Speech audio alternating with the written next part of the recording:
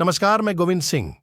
जो कहानी आपको सुनाने जा रहा हूं, उस कहानी को बहुत ध्यान से सुनिएगा और समझने की कोशिश कीजिएगा, क्योंकि एक कहानी बहुत छोटी है, मगर इसका अर्थ बहुत गंभीर।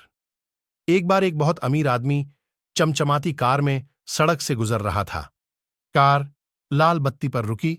अचानक एक भिखारी दौड़ता हुआ कार के पास आया और खिड़की के पास खड़ा हो गया। आदमी ने शीशा नीचे किया और पूछा कि क्या बात है। भिखारी ने बहुत का तार शब्दों में कहा कि साहब, बहुत भूख लगी है, कुछ दे दो। आदमी ने कहा, भूख लगी है? ये भूख क्या है? कैसी होती है भूख? तुम जो चाहो मैं तुम्हें दे दूंगा, पर मुझे थोड़ी सी भूख दे दो। भिखारी ने आदमी की ओर देखा, फिर धीरे से उसने कहा, जाओ साहब, जाओ। पहले सोचता था कि संसार में सबसे बड़ा दरिद्र मैं हूं, पर अब लग रहा है कि कोई मुझसे भी अधिक दरिद्र है। गोविंद सिंह वहीं दूसरी लेन में अपने गाड़ी में बैठे थे। दोनों की बातें साफ सुनाई दे रही थीं। भिखारी ने कहा था, भूख लगी है, कुछ दे दो। आदमी ने कहा था, पहले तुम मुझे थोड़ी सी भूख दे दो। तो क्या उस आदमी को पता ही नहीं था कि भूख क्या होती? लाल बत्ती हरी हो चुकी थी। गाड़ियां आगे बढ़ चली थीं। भिखारी रुक गया था।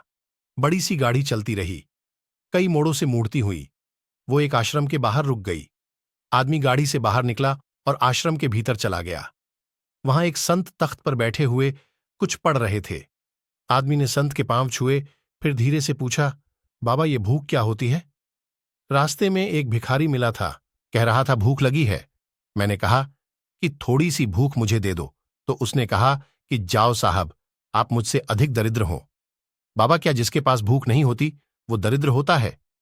बाबा ने आदमी की ओर देखा, फिर धीरे से पूछा, तुमने यह किताब पढ़ी है? आदमी ने कहा, नहीं पढ़ी तो नहीं, पर मेरे पास ये किताब है। मेरे पास बहुत सी किताबें हैं। सच कहूं तो मेरे पास पूरी लाइब्रेरी है। पर बाबा, मैंने कोई किताब पढ़ी ना। बाबा ने आदमी से बैठने के लिए कहा, फिर कहने लगे, भिखारी ने सही कहा है।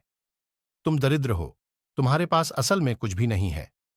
असल में तुम्हारे पास जो कुछ भी है वो तुम्हें प्राप्त है।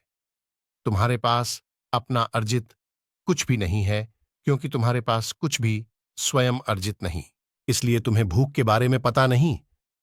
तुम्हारी जिंदगी किताबों में बंद ज्ञान की तरह है, जो तुम्हारे घर की अलमारी में बंद है।